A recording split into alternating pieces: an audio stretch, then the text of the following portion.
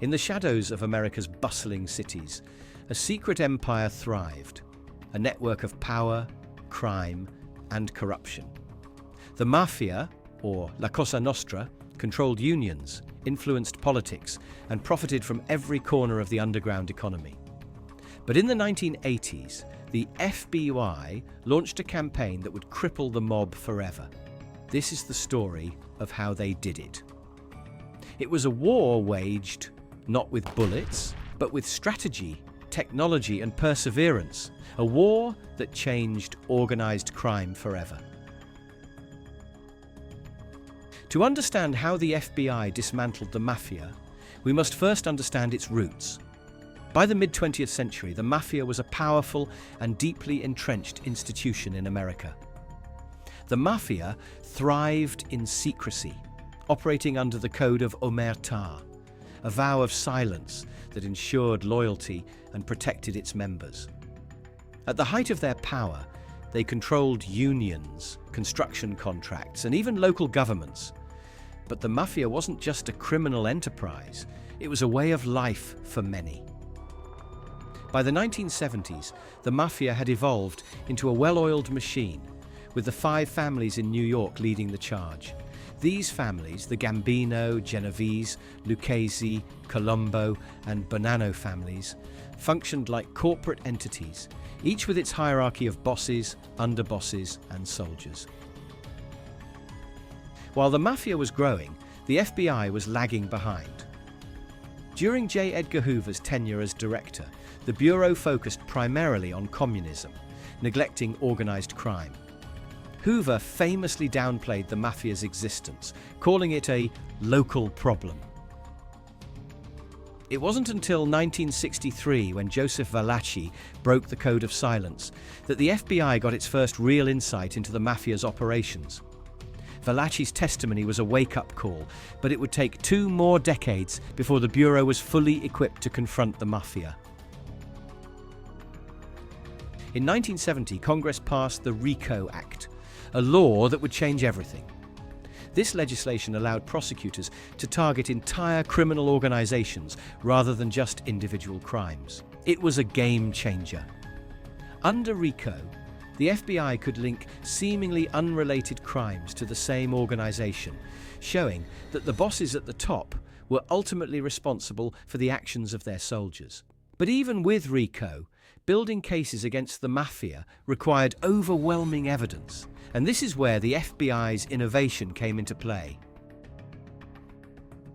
In the 1980s, the FBI mastered the art of surveillance. Wiretaps became their most potent weapon, allowing them to listen in on the Mafia's most guarded conversations. These recordings weren't just about gathering evidence. They revealed the Mafia's internal dynamics, their decision-making processes, and even their weaknesses. Physical surveillance complemented these wiretaps.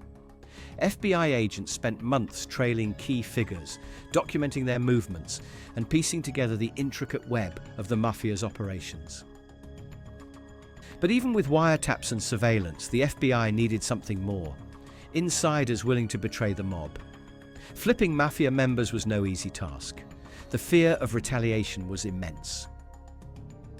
One of the most pivotal moments came when Salvatore "Sammy the Bull" Gravano, underboss of the Gambino crime family, agreed to testify against his boss, John Gotti.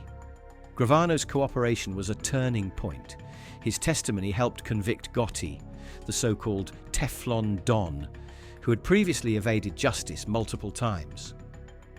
Gravano's defection wasn't just a blow to the Gambinos, it sent shockwaves through all of organized crime, proving that even the most loyal could turn.